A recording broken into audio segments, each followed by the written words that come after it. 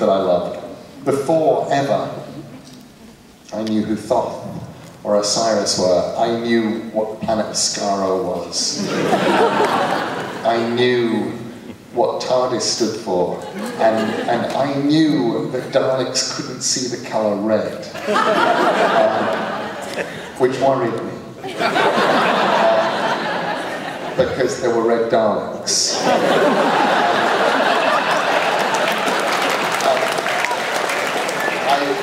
I remember just worrying that they'd be shunned by other Daleks, or they'd be going, "Did you see that?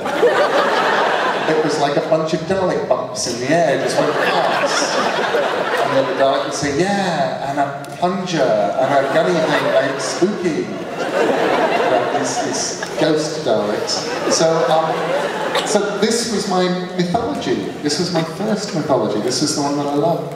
And I was incredibly lucky. I had a marvellous dinner with Stephen Moffat, who has taken over the reins of Doctor Who. And Stephen and I had this weird dinner where we spent the first half of the dinner sort of beating around the bush. I knew that he was probably going to be taking over. He knew that I knew, but neither of us was saying it. And then finally, he, being Scottish, just said, "Oh, look, you know I'm taking over Doctor Who. I know that you know. I know you want to write one."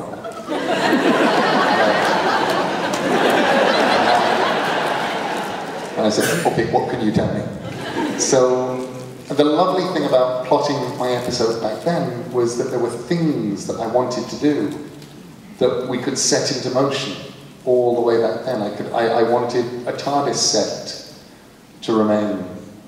So they kept up the old TARDIS set, which was incredibly damaged and they couldn't really film in it anymore by that point. But they kept it up for me for an additional 18 months past the point where it was meant to be taken down. And people walking past every day would ask why it was still there, and they would be lied to. There are all sorts of imaginative answers about why they left that set up. At one point they were actually, a lot of people believed the thing about the cost of dismantling it. Oh, we've got lots of space in the studio, and it would just cost us a lot to dismantle it.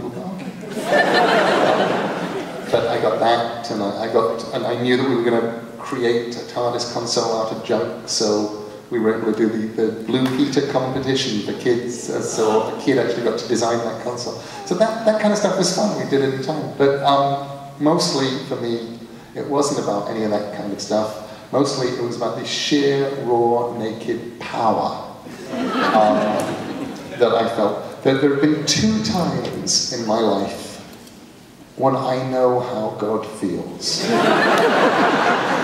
And only 2. The first was in 1988, writing Black Orchid, the first time I brought Batman on, and had him say words that I'd written. And I go, Batman is saying words that I've written. And if the world ends tomorrow, I will still have made Batman talk, but probably the world won't end tomorrow. And this comic will be published, and Batman will be in it, and he will have said stuff that I wrote. And it was like this power. So there was that. And then there was the first time I got to type the words interior TARDIS. And it was just like, this is it. And the knowledge that I was creating something that was part of this mythology, and to put it in terms from another science fiction television series entirely, the desperately wanting to write something that would be a city on the edge of forever, and the deep terror that what you were probably writing was going to be Spock's brain.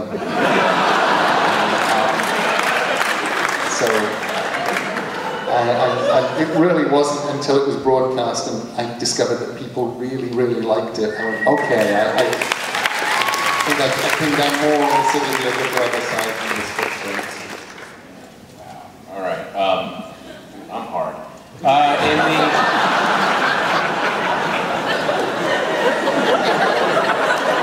we've already established from that scene with Zelda. In the Kevin McGahee?